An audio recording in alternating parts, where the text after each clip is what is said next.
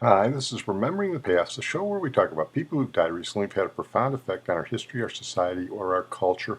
Tonight, we're going to start out with Sue Lyon, who died recently at the age of 73.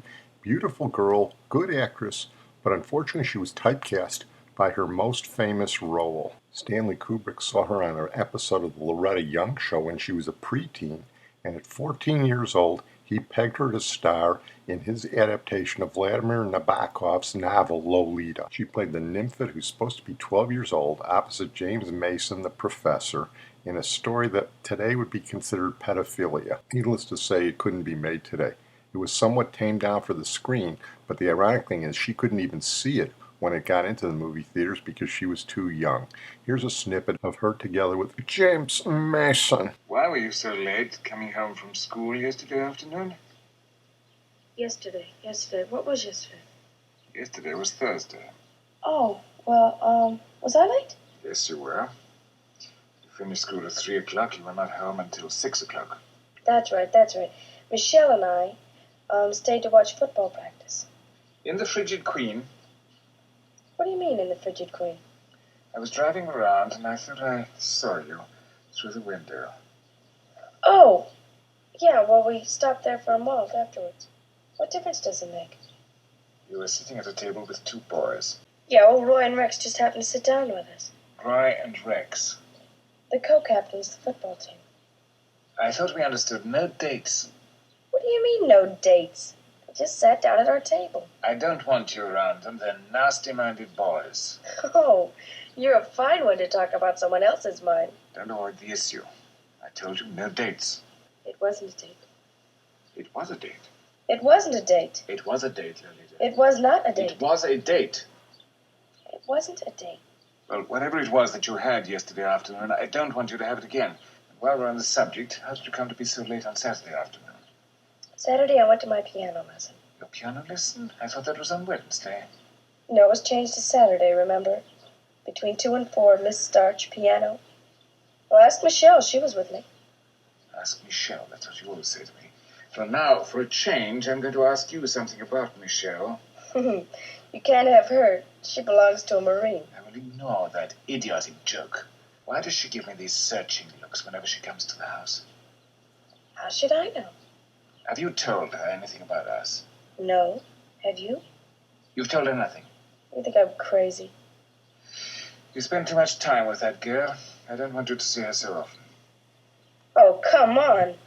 She's the only friend I've got in this stinking world. You never let me have any fun. Still love me. Completely. You know that. Well, Kubrick's Lolita, and by extension Sue Lyon, became the talk of the international film world, and Sue Lyon sat down with a French interviewer, and I think you'll be surprised to hear what an articulate 16-year-old she was. You don't hear that kind of thing today. Ms. Lyon, how old were you when you were picked for this picture of Mr. Kubrick? I was 14. How did it come about? Well, I had done some small television parts, and my agent sent me on an interview for the part to Mr. London, who was a casting director for Mr. Harris and Mr. Kubrick.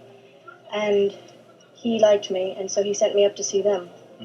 Did you know what the story was about? Yes, I did. My mother had read the book, and we discussed the story. And she knew of their previous work. She knew that Mr. Harris and Mr. Kubrick do very artful pictures, and that they are not a quickie film company. She had quite a bit of faith in them.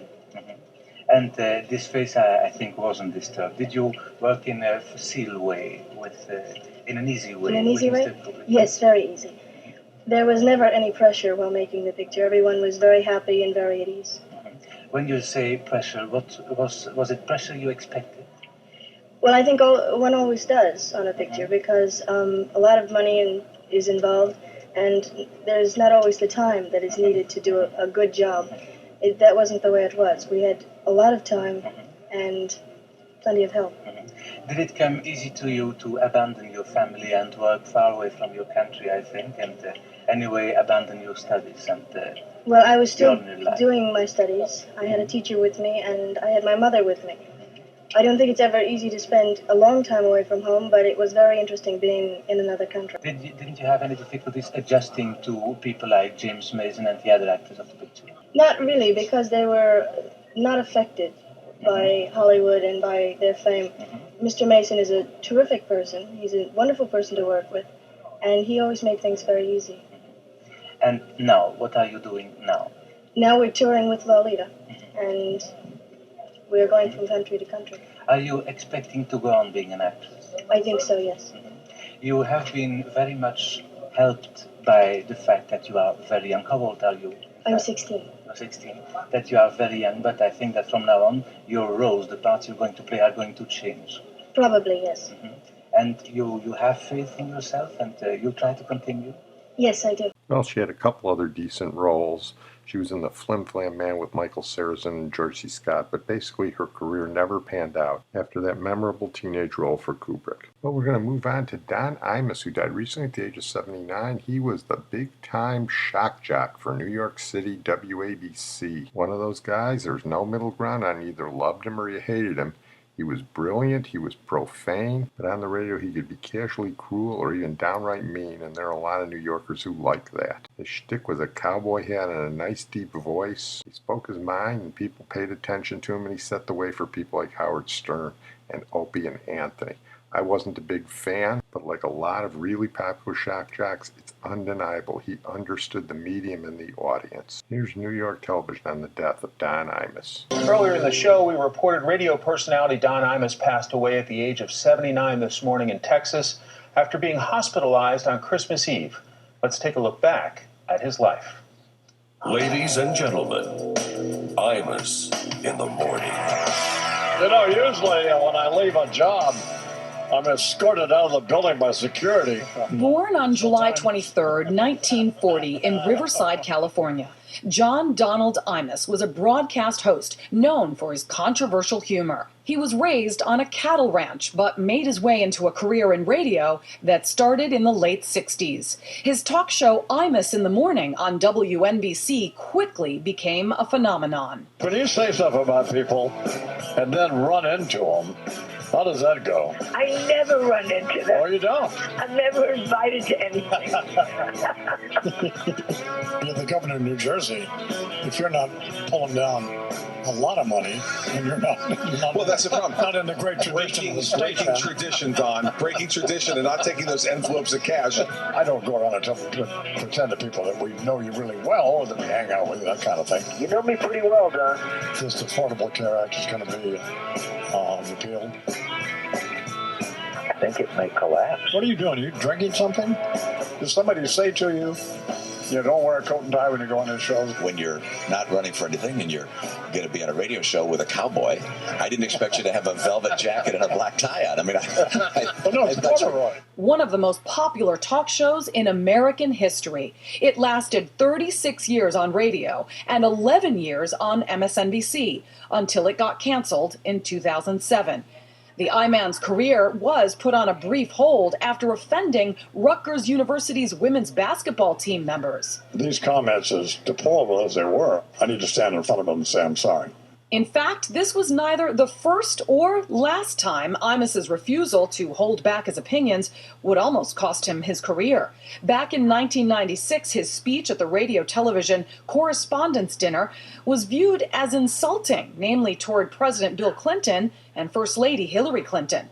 Fans say they loved him because he refused to be a hypocrite. We all heard the president, in his obvious excitement, holler, "Go, baby!" I remember commenting at the time, I bet that's not the first time he said that. Rolex track up. In 2009, Don Imus made his way back to TV, debuting on Fox Business Network. Imus in the Morning would go on until 2015. I talk and they listen. Please don't contact me. Then he went back to radio. The host was inducted into both the National Association of Broadcasters and Radio Halls of Fame. The I-Man won 4 Marconi Awards, also known as the Oscars of broadcast. He would make appearances on David Letterman and was also featured in shows such as 60 Minutes. Each weekday morning on his nationally syndicated radio show, Don Imus broadcasts a raucous repertoire of sophomoric smut, occasional bigotry, and frequently inspired political satire. The radio star was also noted as a philanthropist. Alongside his wife, Deidre, he ran the Imus Ranch for children with cancer and blood disorders. He was diagnosed with cancer himself and also battled with respiratory problems. Don Imus's longtime career and unique personality are now remembered by his family and tens of millions of fans coast to coast. In real life, he was a much different guy, a much nicer, softer guy, and he was a good listen on occasion on New York radio, but if I had my druthers, I'd take Larry Lujak over him every time. We're going to close tonight with Gertrude Himmelfarb, who died recently at the age of 97, one of the great female intellectuals of the 20th century. As the New York Post described it, Gertrude Himmelfarb, a giant of 20th century American letters, died at 97. Reviewing her 1968 masterpiece Victorian Minds and Contemporary, the sociologist Robert Nisbet wrote, "Doubtless God could create a better interpreter of the English 19th century, but doubtless God hasn't. Amen." Her specialty was the Victorian period and what was known as Victorian values: work, thrift, prudence, temperance, above all, self-reliance and personal responsibility, as she summed them up in a 1989 essay. Like all great historians, she studied the past to guide the present and the future. Himmelfarb sought to shield the idea that there is such a thing as moral truth, true for all ages and classes, against the fashionable Marxist notion that moral truth is how the powerful dupe the weak. Born in Brooklyn in 1922, she received her bachelor's from Brooklyn College and did graduate study at the University of Chicago, the Jewish Theological Seminary, and Cambridge University. At age 20, she married Irving Kristol, one of the founding neoconservatives, the group of mostly Jewish intellectuals who migrated from the left to the right during the Cold War. They remained husband and wife and true intellectual partners through the ideologic turbulence of the post-war period and the vagaries and infighting of the smoke-filled, disputatious world of the New York intellectuals. For Himmelfarb, the academic, history had vital lessons that could be grasped by studying the lives and minds of the men and women who made it. Hers was the kind of history writing that most sophisticated types believe should have been left buried along with her Victorian heroes. It is our good fortune that she refused to go along. She admired and defended the Victorian-era social reformers and their efforts to moralize the problems created by rapid industrialization and the rise of capitalism: drinking, wife-beating, sexual degeneracy, and so on. For the Marxist historians, the moral aspect of the Victorian reform was just a way of strengthening capitalist social control. Himmelfarb disagreed, and she exposed the condescension toward working men and women hidden in such claims. The reformers may have been unrealistic in their actions, intentions, and expectations, she wrote, but are they to be condemned for imposing, if that is the right word, upon the poor the values they've imposed on their own families? Were they patronizing or condescending when they assumed that the poor had the ability and the will to act upon those values? Reading Himmelfarb's histories, one wishes that today's liberals were more like the Victorians. In our own age, elite liberals join hand in hand with libertarian conservatives to promote family-destroying moral disruption, even as they themselves continue to marry, attend church, and keep their kids away from hypnotizing digital screens. Yet Himmelfarb wasn't uncritical of the Victorians. In an incisive 1985 essay, she wondered why they had failed to transmit their virtues to the next generation. The answer was that the late Victorian morality, for the most part, didn't rely on the sanctions and consolations of religion, and was therefore too impoverished, too far removed from its original inspiration, that is, Christianity. Victorian responsibility without a metaphysical and spiritual core couldn't last. Himmelfarb's lessons remain pertinent to our own time as a new generation of Americans sets out to address what are the real social problems: inequality, alienation, job insecurity, and the rest, but imagines that traditional morality is the enemy rather than the friend of social progress. May her memory be for a blessing. Well, I'm going to close on that note. I want to thank my producer and IT genius, Sid Tepps. We talked about the New York intellectuals, liberals turned neoconservatives when we did the Nathan Glazer podcast about 8 months ago. And of course, one of the other neoconservatives was Irving Kristol, Gertrude Himmelfarb's husband. And her son, William Kristol, carries on the tradition as the editor of the Weekly Standard. Because she was so involved with Victorian England and Victorian culture, as a final tribute to Gertrude Himmelfarb, we're going to play the best song about Queen Victoria and that era by Ray Davies and the Kinks, Victoria.